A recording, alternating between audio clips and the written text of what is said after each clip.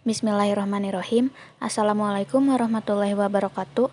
Kami dari kelompok 8 yang beranggotakan Ilham Purnama, Ilman Mutakin, Jafar Sidik, dan saya sendiri Listia Putri Ekawati.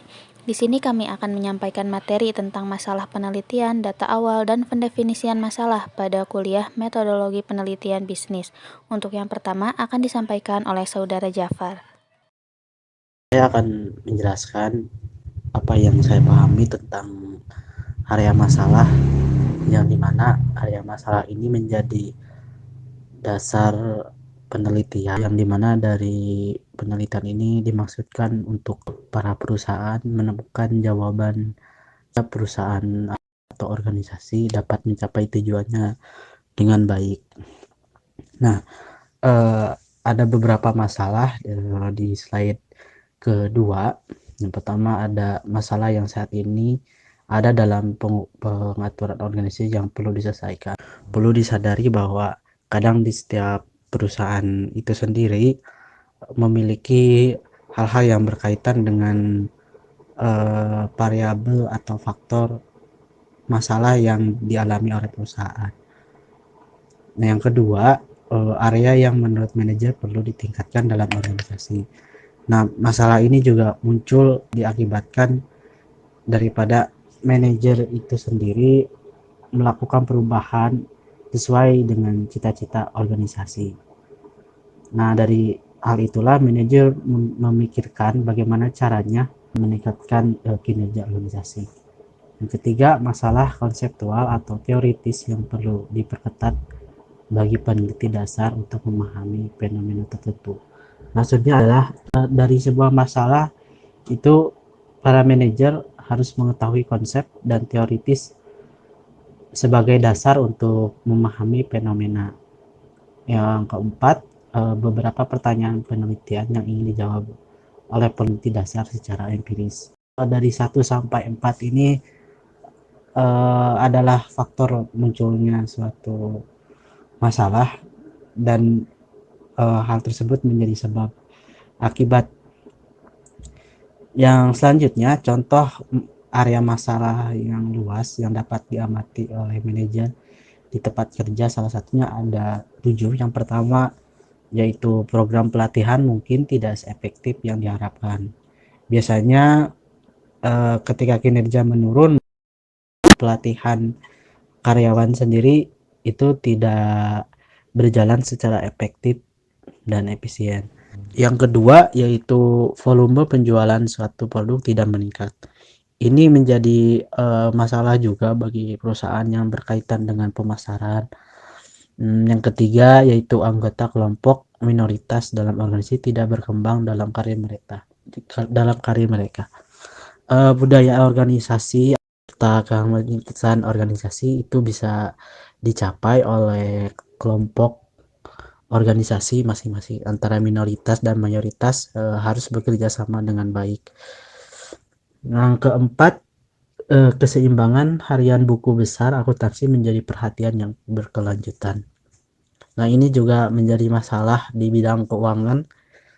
Para peneliti memperhatikan masalahnya itu tentang keseimbangan buku besar atau laporan keuangan lah gitu. Yang kelima, sistem informasi yang baru dipasang tidak digunakan oleh manajer untuk siapa itu dirancang terutama. Maksudnya kadang dari perusahaan itu sendiri punya sistem informasi yang terintegrasi, tetapi mungkin tidak berjalan secara efektif dan efisien. Yang keenam, penerapan jam kerja yang fleksibel telah menciptakan lebih banyak masalah daripada itu telah diselesaikan di banyak perusahaan.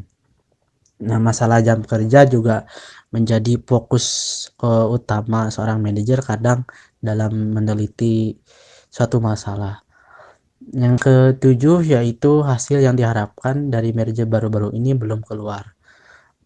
Ini juga menjadi problem peneliti atau mungkin manajer untuk meneliti bagaimana merger ini menghasilkan hasil. Yang selanjutnya ada pengumpulan data awal. Sifat informasi yang dibutuhkan oleh peneliti untuk pengumpulan data ini dapat diklasifikasikan secara luas dalam 3 judul. Tuh, yang pertama ada informasi latar belakang organisasi, lalu yang kedua ada informasi tentang faktor struktural dan filsafat manajemen, dan yang ketiga ada persepsi, sikap, dan respon perilaku. Pertama, ada informasi latar belakang tentang organisasi.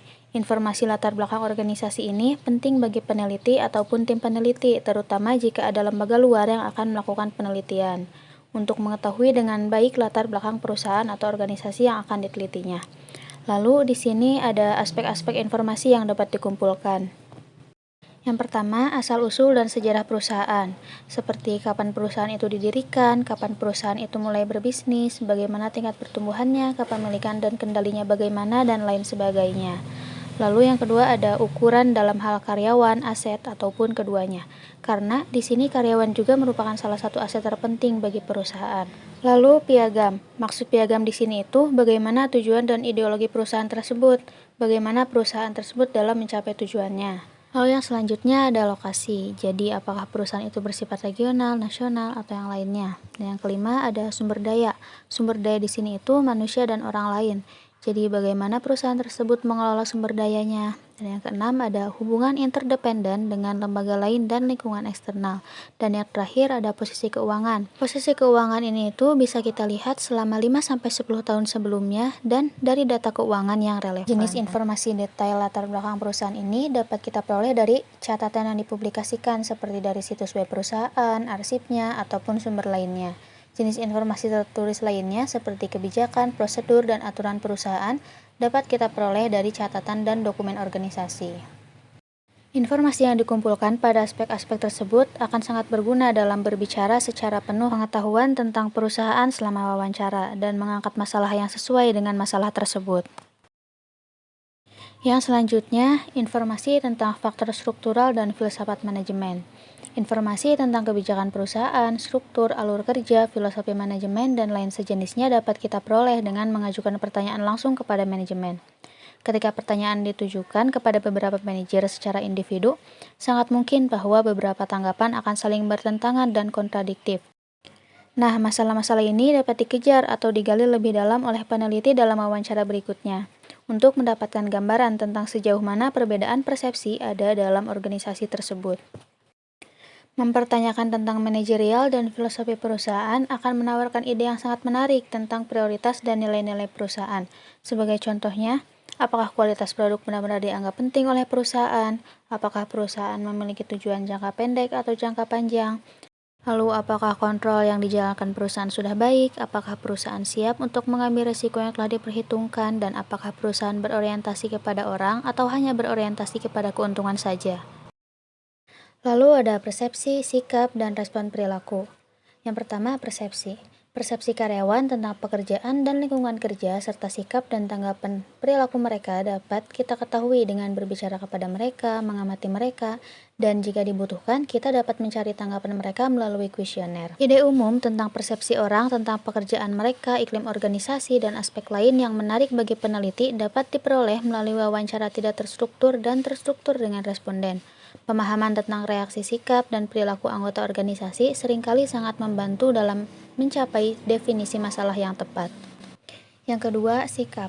Faktor sikap ini terdiri dari keyakinan orang dan reaksi terhadap hal-hal yang berkaitan dengan kebutuhan individu, seperti kebutuhan fisiologisnya, keselamatan, sosial, harga diri, dan aktualisasi diri, yang antara lain seperti sifat pekerjaan, atasan dalam organisasi, partisipasi dalam pengambilan keputusan, rekan kerja, peluang untuk kemajuan dalam organisasi, dan lain sebagainya.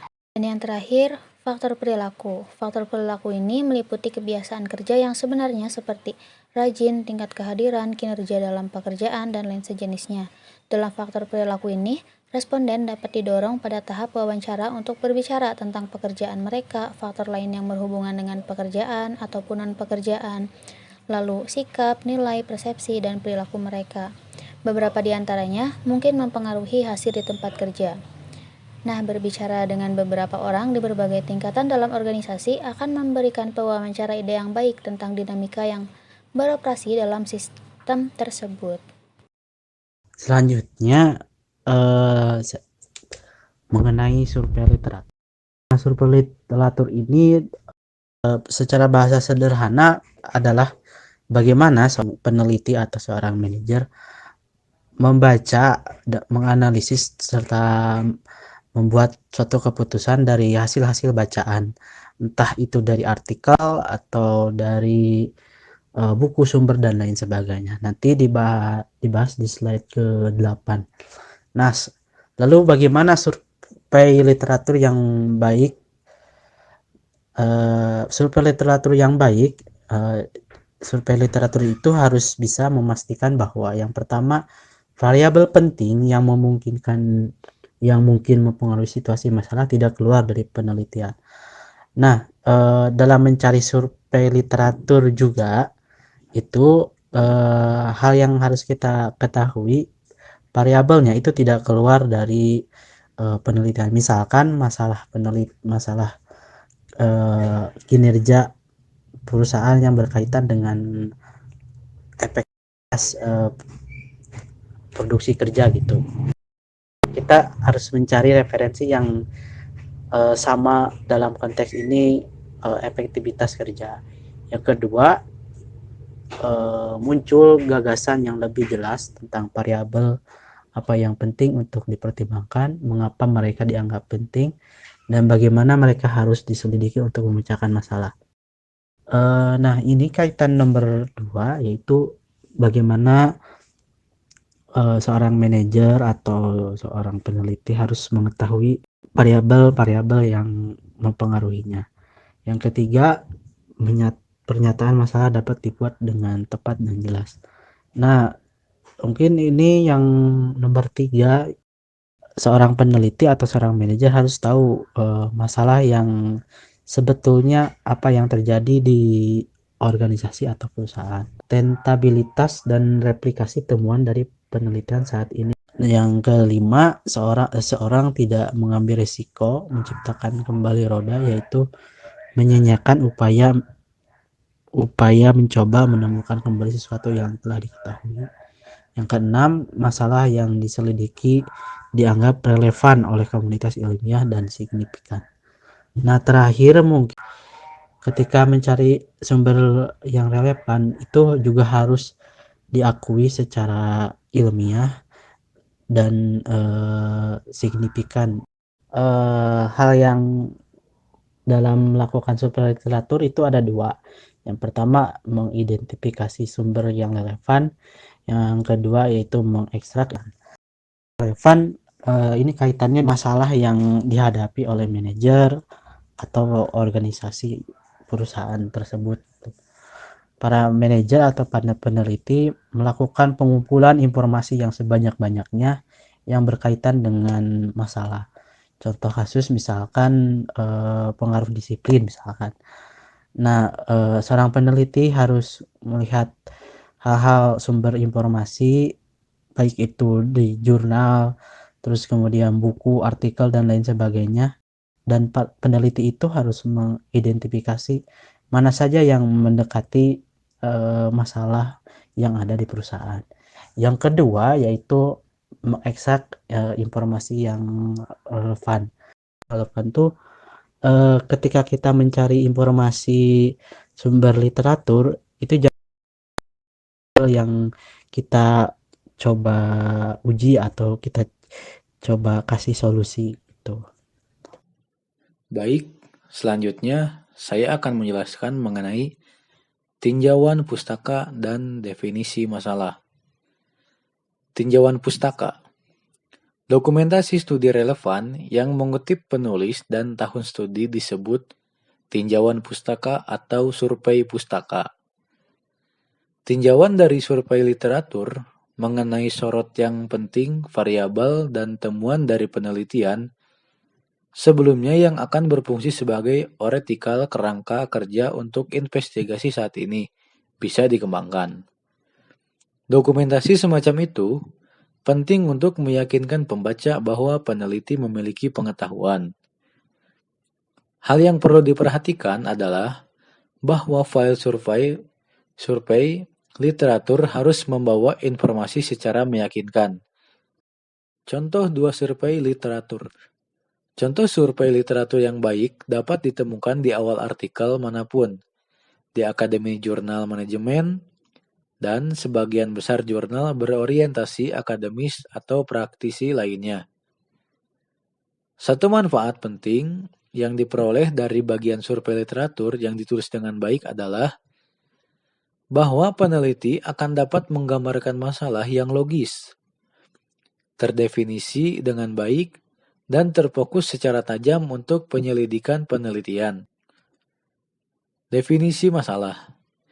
Definisi masalah atau rumusan masalah, seperti yang juga disebut, adalah pernyataan yang jelas, tepat, dan ringkas tentang pertanyaan atau masalah yang akan diselidiki, dengan tujuan menemukan jawaban atau solusi. Masalah bisnis yang ada di mana seorang manajer sedang mencari solusi. Situasi yang mungkin tidak menimbulkan masalah saat ini, tapi yang dirasakan manajer memiliki ruang untuk perbaikan. Area di mana beberapa kejelasan konseptual diperlukan untuk teori yang lebih baik, bangunan atau situasi seorang peneliti sedang mencoba untuk menjawab pertanyaan penelitian secara empiris.